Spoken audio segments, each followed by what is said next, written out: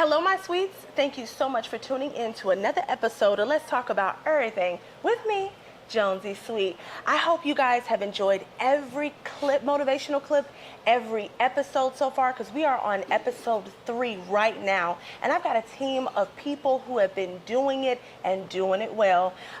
Listen, I want you guys to have so many examples of how you can do this thing called life and do it well, do it fearlessly. Because after all, we're talking about fearless motivation. We're also going to be talking about prison breaking.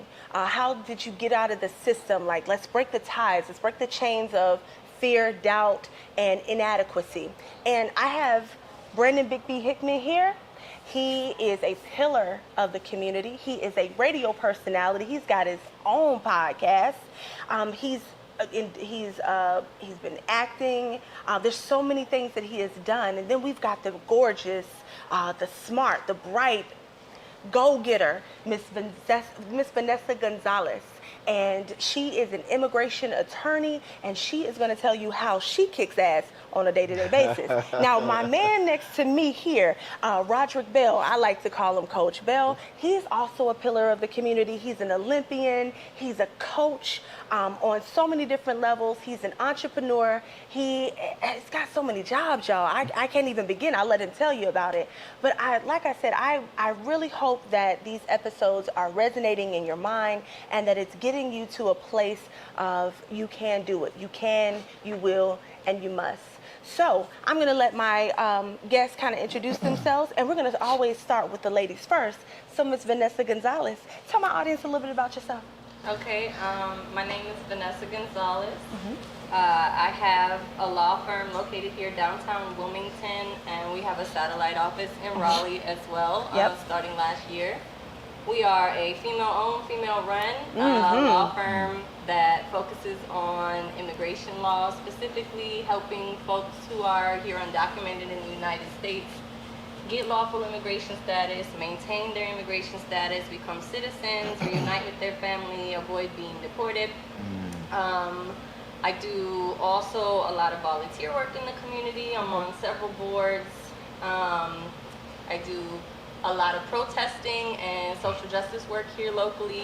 I've done some pro bono protest defense after a lot of the demonstrations we had last summer, and so I'm tangentially involved in some grassroots politics here as well. I know you are. Yeah. All right. Thank you, love. Now, Coach Bell, go ahead and tell my audience a little bit about yourself. As she said, my name is Rodrick Bell, but she calls me Coach Bell. I currently work for Corning. I've also started my own construction company. So I'm a minority-owned, disabled vet, and HUB certified. Okay. I do a lot within the community. I coach also track and field at Laney High School. Then I also founded the Port City Track Club. Yes, you did. Yes, you did. I'm also the president of United States Track and Field. And then I'm also the president of Riverfest here in Wilmington. The first black since 1979 to be the president of Riverfest. HBCU graduate, Norfolk State University, where I went there on a track scholarship, and I was able to run after college, and I received my master's at Grantham University. Okay. I had a long NFL career, about 2 weeks. So, you know. I told y'all, yeah. Go ahead. About 2 weeks, but, you know, it's all good. But I'm here. I'm excited. Yes, you missing some stuff too, aren't you? I'm also an actor. Yes, yes. We just finished filming Our Kind of People probably in December. So last episode comes on next Tuesday. All right, and you will see Coach Bell. Yeah, so I think that's about it. That's it? Yeah, unless you got something else. I don't have anything else. Okay, righty Big then. B, Brandon Big B Hickman. Mr. Superstar, everybody knows, Port City's finest. Yeah. No? Brandon Big B Hickman. I call myself the Port City son because I think the Port City helped raise me. I'm originally from Wilmington. I went to New Haven High School. Go ahead, Wildcat. And when I left there, I went to Norfolk State. Hey. Rock. So I was at Norfolk State. We were at Norfolk State around the same time. I went there on a scholarship, band scholarship. That was how I got there, playing my horn. And I left there. I started teaching school in Charleston, South Carolina. And I was there for a while, and I was DJing, and I was teaching school at the same time. And then I moved back home, moved back to Wilmington, and I started doing the same thing. I was teaching school. The first year they opened Murray Middle School, taught at Murray Middle School, and I was on the air, part of the street team for Coast, and then I kind of worked my way in doing, we did one show a week called the Sunday Old School Session. Me and a guy named DJ Said, who was the House of Blues house DJ.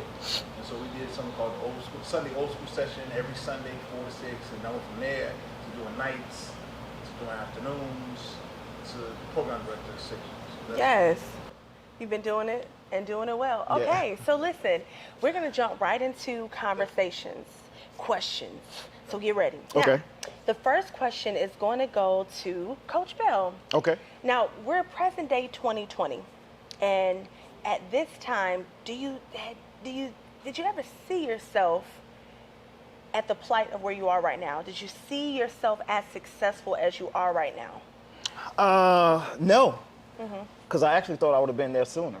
Oh, okay. Okay. But Mr. you know, Hockey. Okay.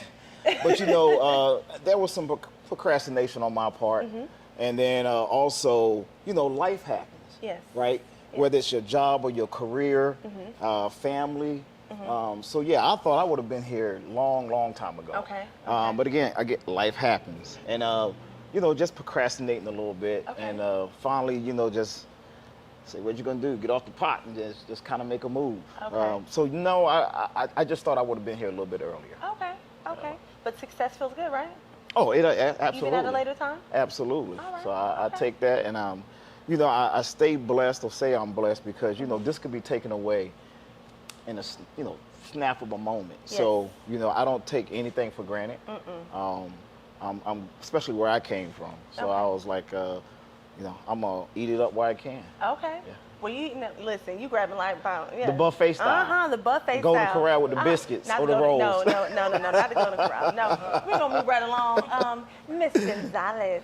Okay, present day, same question. Did you see yourself as successful as you are right now?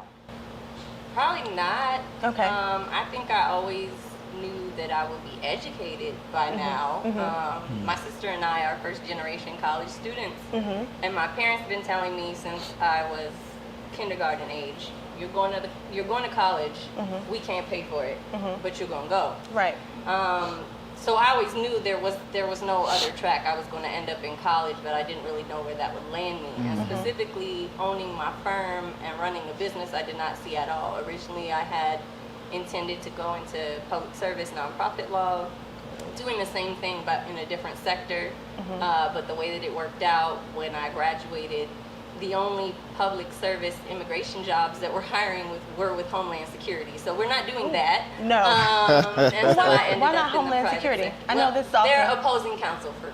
Ah, So okay. they're the folks that deport people. Yeah, I'm the okay, folks that fight okay. against them. Yeah. So instead of being in the public sector, I'm just in the private sector doing the same work. And doing a hell of a good job. Thank you. Yeah. But I worked for two much larger law firms that were horrible experiences for me, and I realized that big law firm life I was not really cut out for, and so it kind of forced me into an entrepreneur survival mode, pretty much.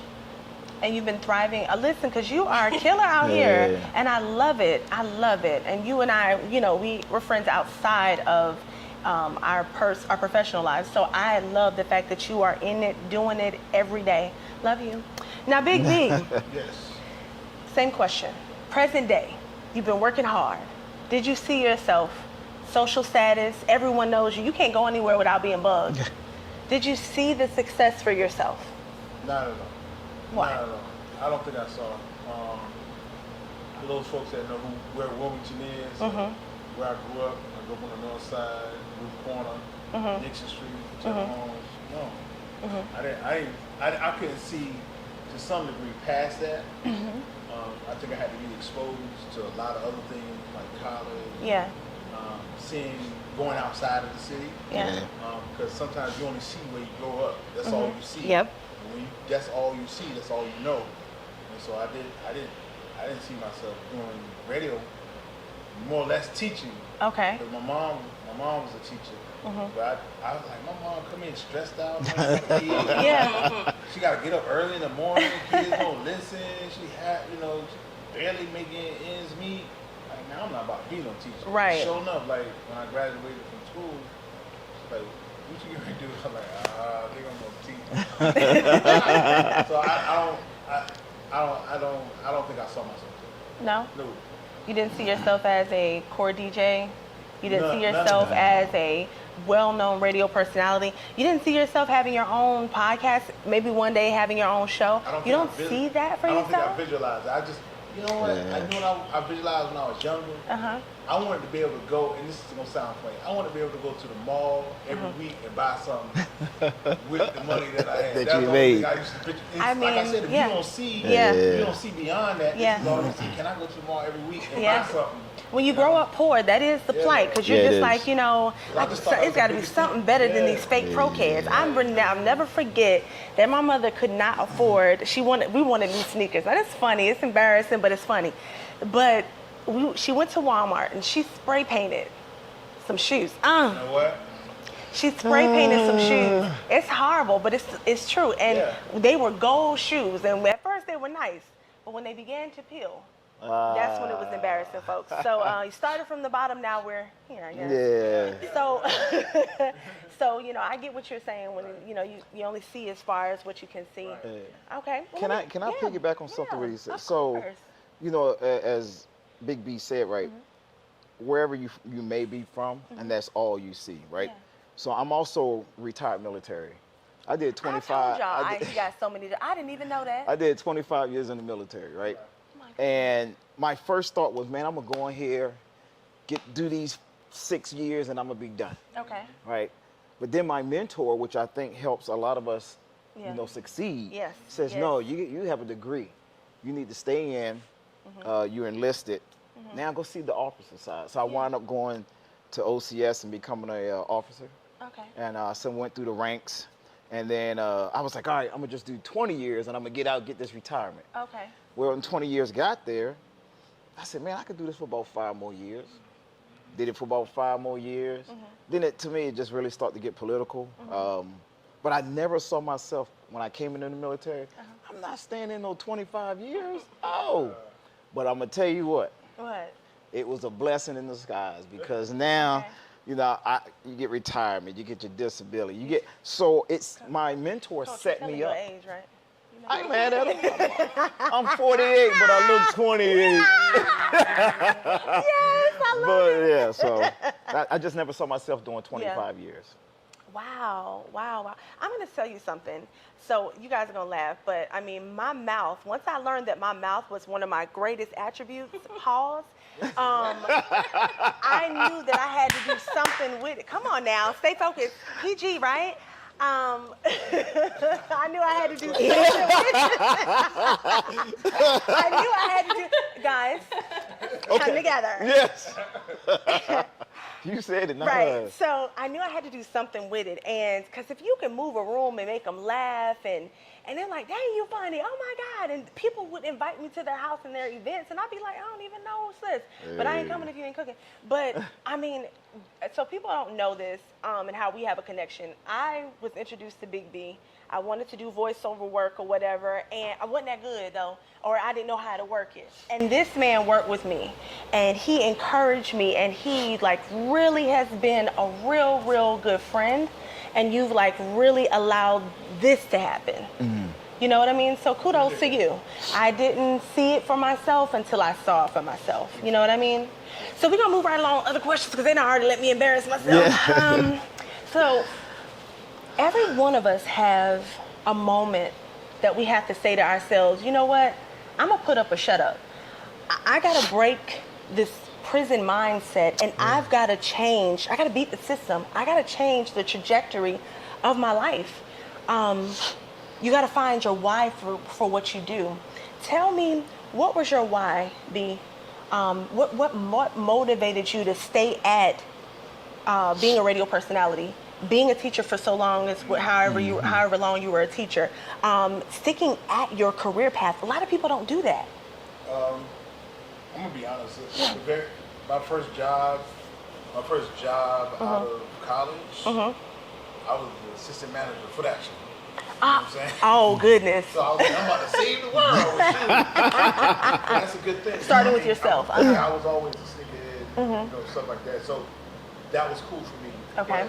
But the big why for me was, number one, I think I wanted to be safe. Okay. Sometimes safe doesn't necessarily mean you're going to be successful. Right. So I was safe. Okay. So I got a job. We work 9 months out of the year. You got the summers off. You got benefits. I'm safe. Okay. I'm cool. I got a job. If you do this for so many years, you cap out at this. You get a master's and plus 18, and you know You can teach on the collegiate level. You want to go to the collegiate level and teach whatever it might be. Yeah. You're safe. Yeah. Radio's not the same. The biggest thing, I think my aha was, and the scariest thing was telling my mother that I'm not going to teach anymore. Oh Okay. boy. That was heavy. What was her response? Because you know, my mom is a baby boomer. Yeah. So baby boomers, they're like, yo, you need a job with Yeah. benefits. How you gonna take care of your family? What's going on? Right. You just out here willy-nilly and being, Right. hey, Exactly. I don't have no money in that. Exactly. And so she didn't understand that. She's like, she's like, you're a black man teaching school. You can write your ticket. What do you Yeah. mean? Do this. And I Yeah. was like, well, Mom, I think I affect more children in this arena as far as being radio. Like, I'm in 4 walls all day with just these children. Yep. It's fine. I'm affecting these children. Yeah. So what if I affect all children? Yeah. You know, so how can I do it? And that's why we started the EOG tour. Now we go to different schools talking about the importance of studying, the importance of long-term studying, because you just can't study for the EOG and then Yeah. take it the next day. Yeah, It's right. something from August to May. Yeah. How everyone has to take a test. Anything you do, you're gonna have to take a test. Right. They're gonna give you this, hyperbole test. Yeah. Or you gotta really sit down and take the bar, whatever it is. You might Or the need. test of life. Right, 100%. So I said, Mom, this is what I'm gonna do. And so I think that was my big aha moment, to use the edutainment part of myself to, and the radio, to affect children inside my community. And so that has been my why, in trying to not really force hip hop on folks, but to say, hey, hip hop is not a bad situation. Right. I grew up on it. A lot of us grew up on Yes, hip hop. you did, yeah. And everything is not negative. So, and this is what you can do. And I wrote a big blog about how everyone can be in hip hop, but everybody's not a rapper. Yeah. Say that So again. everybody can be involved in hip hop, but everyone is not a rapper. Exactly. So there's so many other things you can do to get Yeah. money inside of our culture. Yes. And my aha moment was, how can I affect my city positively by making this change? And doing that, number one, it was scary because now you're getting ready to go into uncharted waters. Yes. Absolutely. And so the thing is, you got this experience, but you have to go in with the confidence. And my aha moment was, I think I'm very confident that this could work. We're 17 years later now, 18 Yeah. years later. So it was a big move for me to do that, to kind of step outside my comfort zone. Like, well, I ain't gonna teach. But now I work every day. You know what I mean? You do. No summers off. Yeah. I work every day. Yeah. You know But you what I'm enjoy saying? it though. But I enjoy it. And Yeah. if you enjoy what you do, then It doesn't feel like work. work. So you would say that breaking free from comfortability, if that is even a word, Yeah. was a way for you to beat the system of what you thought was worthy enough for you growing up in your particular neighborhood and what you saw. Yeah, but I think that was us. That's us in a nutshell. When you step outside the box, you just heard Vanessa just a little bit ago say Yeah. Corporate law wasn't her thing. Yeah. She stepped outside the box. Yeah. And did her entrepreneurship. Absolutely. So, I mean, once you step outside the box, you think, oh my God. And then you get the first check, you're like, okay, wait a minute. Yeah. I'm gonna tell you. I'm All gonna right, tell so you. Let's do this. Then. Yeah. But when it depends on you, your Yeah. check depends on you. Absolutely. You'll make it work. You get up every day and you say, headache gotta go. Right. You know what? Maybe I don't have enough gas that day, but I'm gonna ask somebody, and I promise you I give it back. Maybe you don't have enough breakfast for yourself, but you give it to your baby, but we gonna make it by the end of the day. When you make your own money, and there's nobody signing that check, it is a different. It's Yeah. what gets you out of the bed. Now, y'all, it ain't about me. Miss Gonzalez, you tell me, what was your prison break? I know corporate law wasn't, but what was really your prison break? What made you say, I wanna go ahead and beat the system? So I guess I'm gonna answer that and then answer the why. My main why is running around off camera. I'm a single mom, so the bills got to get paid. Absolutely. And then on the other side of that is the 6 figures worth of student loans I'm still dealing with. That will be your 10 why. years into practice, so I got to do it. Because they're not going to pay themselves, and there's not really another avenue in which I would be making enough money to be paying the thousands of dollars per month that I'm still paying on those loans. And then what keeps me going is, you know, when I went to law school, I didn't have any idea what I wanted to do. I kind of, on some Legally Blonde, just showed up and was like, I go to law school now. I really didn't know what it was like to be a lawyer, what I wanted to do. The lawyers that I met were not cool. Like, I didn't want their jobs. I didn't want to be around them. I felt like I had made a major mistake.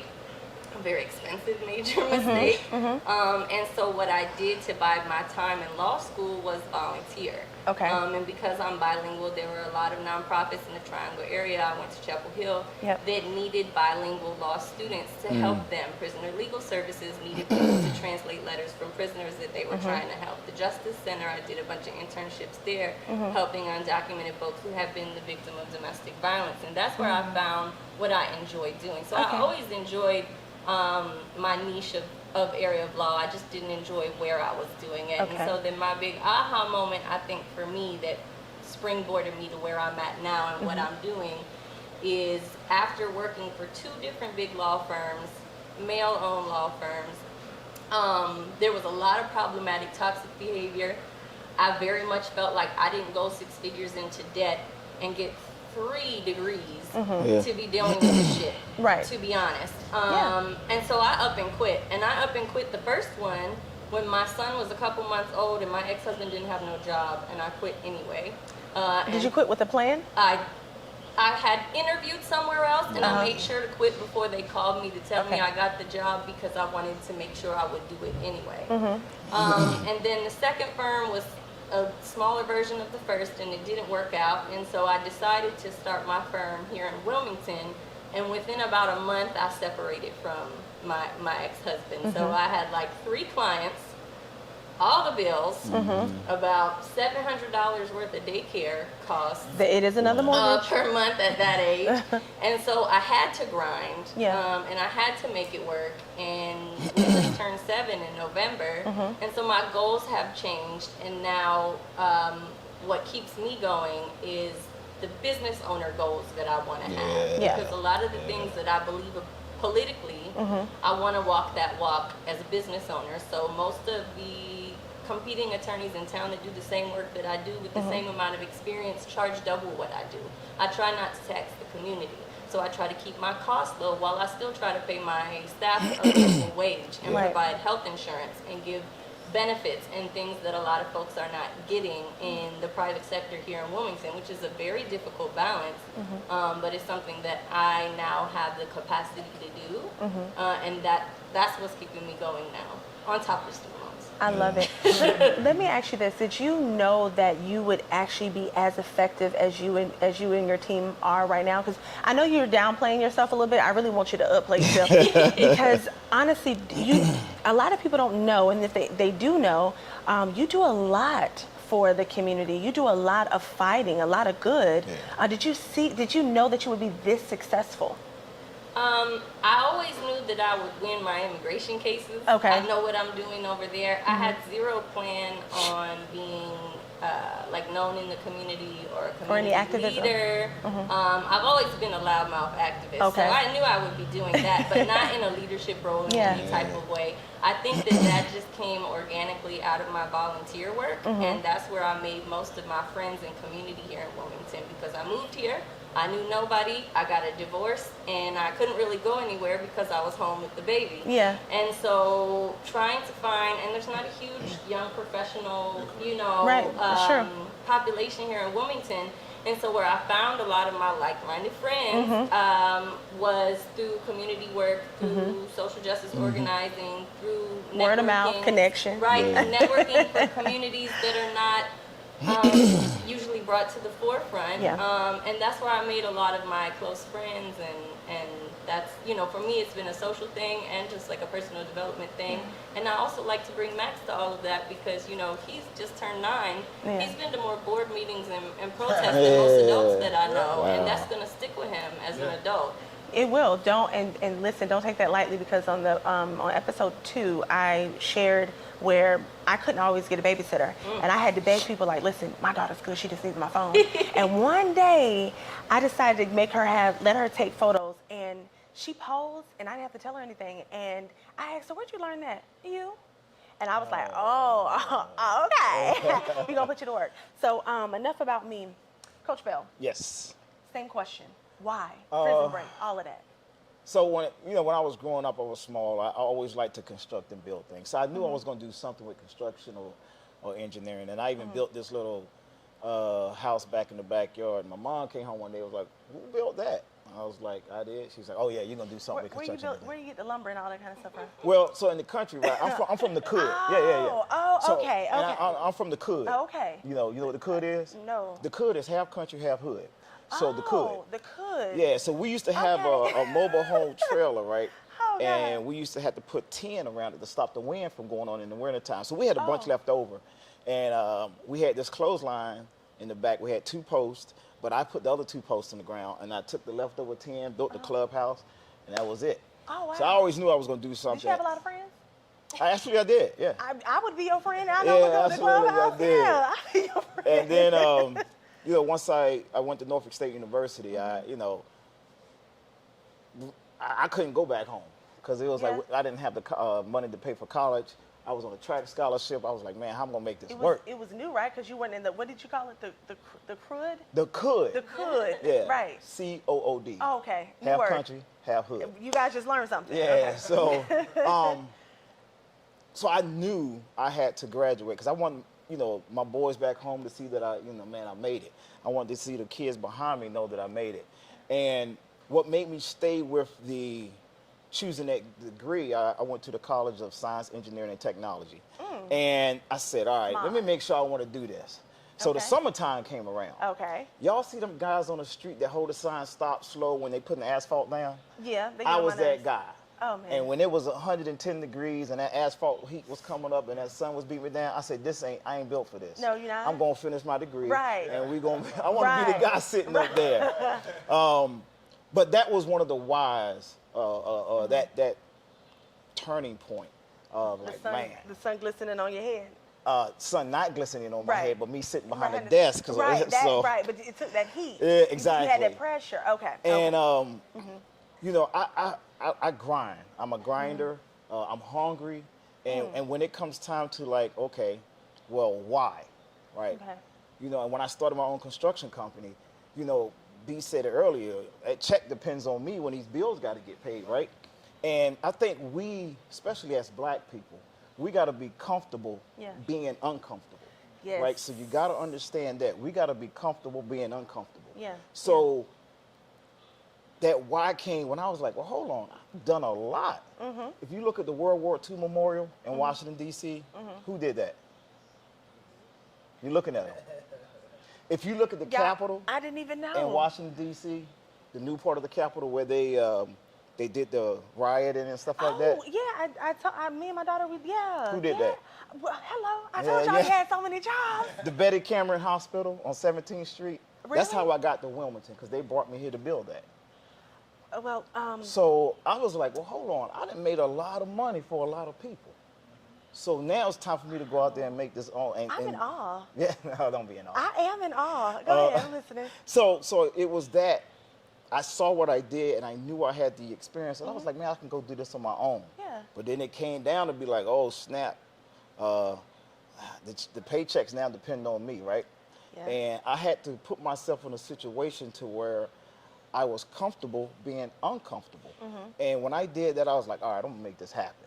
And then plus I like the lifestyle that I live. Hello. So therefore, I want to make sure I keep that revenue coming because I like the lifestyle, just Right, because enjoying it. no more building houses out of 10. Yeah, exactly. And I want, and I go to these schools, talk to these kids, and Alpha Phi Alpha Fraternity Incorporated, which Big B and I are a member of, we have programs that we mentor and talk to these kids. And I want these kids to see positive people, right? Because I hear it all the time. Oh, Coach Bell, I want that Range Rover like Juju on the corner got. Well, when Juju get 20 years, that Range Rover gone. But Coach Bell still got his. So, and I try to tell them and put it in that perspective of, hey, this is what you can do. This what can make it happen. But you just got to apply yourself. Right, and it's just kind of tough for kids to see that. They want that instant gratification instead of the delayed gratification. So, and that's what I try to tell them is like, look, you can have the same thing, but it just may not come at the right time. So that was my why. Like I said, I just grind, and it's just made it happen. That is awesome. I'm going to lead in my next question with you. Okay. See, when I think about you guys, I think about pillars of the community, right? You touch so many people, children, adults, everything. What would you say to the children that are in your lives? And you got a lot of kids in your lives. You have a lot of kids in your lives. I don't know if you have a lot of kids in your life, but I'm sure that you do because, you speak with their parents. So you have to have a lot of kids in your lives, in your life, Vanessa. What would you say to them to help them break the prison mindset, meaning not saying that they're going to jail, but the prison, the meaning that they can't get out of that box, the cage bird, if you want to say, and beat the system that is lack, I can't do, this is too much. What would you tell them? I basically tell them my story. Okay. I was once them. I was that bad kid. I was the black sheep of the family. Okay. I was this, I was that. And I just basically tell them my story, say, if I can do it, you can do it too. Yeah. And I think about a couple of the guys that I help, and girls, that I've helped get scholarships to college. And I get a call one day, and he says, hey, Coach Bell, I'm thinking about pledging Alpha. Well, then, I felt good about that because he saw something in me that he wanted to be. Yeah. And then I get a call again from another young man. Hey, Coach Bell, I'm thinking about pledging Alpha. Yeah. Well, why? Because of what I saw, what you did. Yeah. Right? So I just basically try to lead by example. And I just tell them, always stay hungry. Yeah. Don't let that flame go out. Yeah.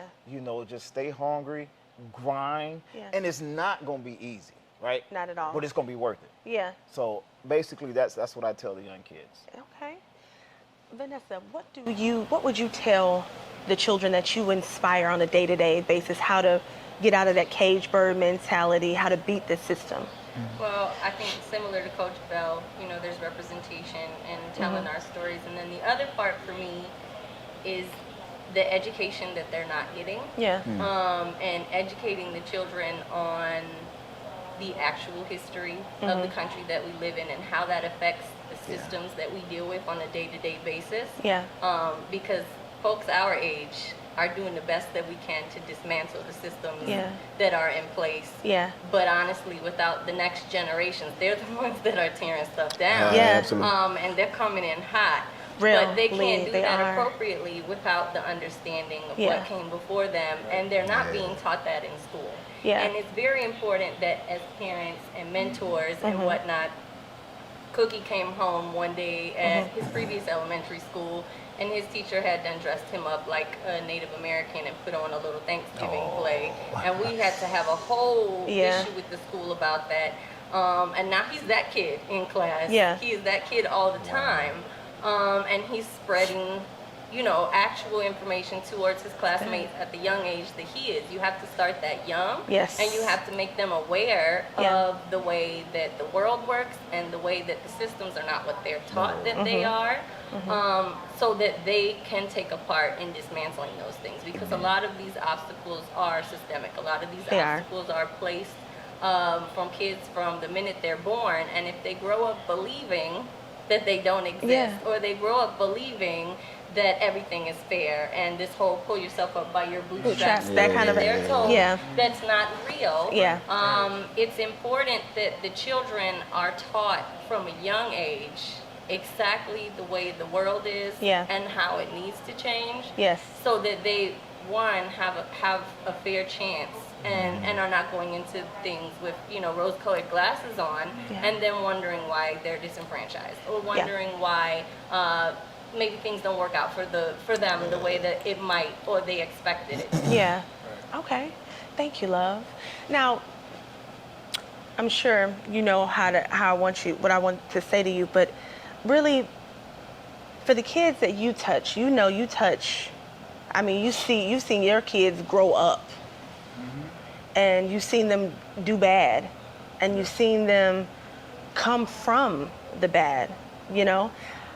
What do you say to those kids to motivate them? Because you have I don't know if you know this or not, you probably do, but you have so much influence on a lot of these kids. What do you tell them to get out of that cage bird mentality? How they can break the systematic ideologies of this is all they have? I have to be very transparent. There's a couple in here that I do know, and I told them this, and they probably confirm it. Nobody's gonna give you anything. Yeah. That's one thing.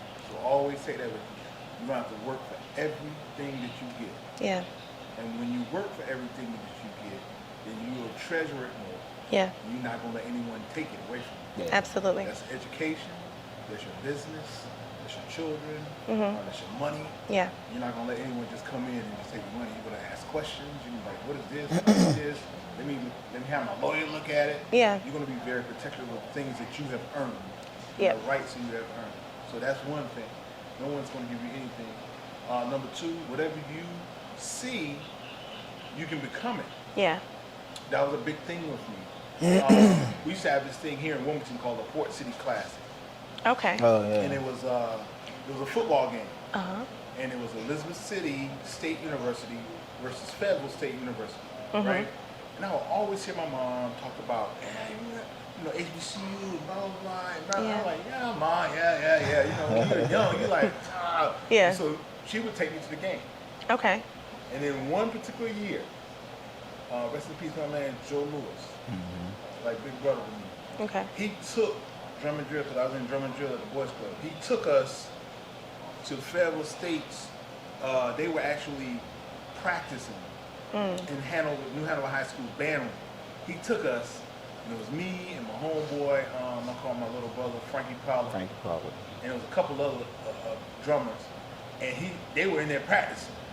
And I was like, I'm about to do that. We're gonna do that right there. But in my mind, I did not know. I mean, you knew, but you didn't know. Yeah. Like for me to be in something like that, an organization like that, even though I didn't go to Fayetteville State, Yeah. I wanted to be in a band. I wanted to be in an organization that was like that.